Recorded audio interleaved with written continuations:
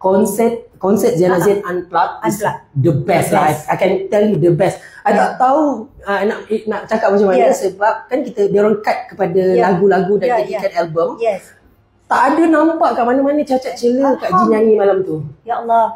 Okey, sejarahnya tu adalah selepas BMG dah buat search Unplugged. So dia kata nak cari penyanyi wanita. Dia kata okey Ziana Zain.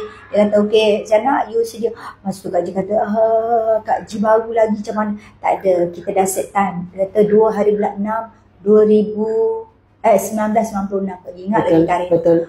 Dia kata dekat Live Center, ya Allah Kak Ji ni sebenarnya tak tidur malam ya, nak buat tu tak pernah buat. Kita kecil lagi kita, orang dah bagi tanggungjawab besar. So Kak Ji, MD Kak Ji masa tu adalah Ramli MS. So Kak Ji pergi sana, Kak Ji praktis. Kak Ji dah takut ni.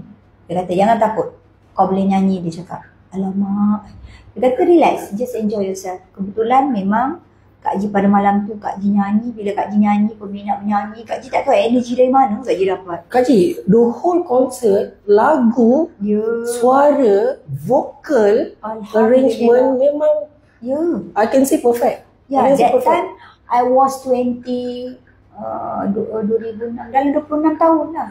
26 tahun, that is your peak. You make your mark there. Yes, mark. Dan satu lagi pasal konsert tu, kita sebagai peminat nyanyi lagu, kita orang nak nyanyi lagu version konsert tau masa tu. At that 2-3 years, kawan saya pun dah setuju.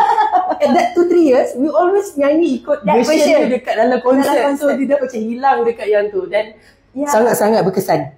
Alright.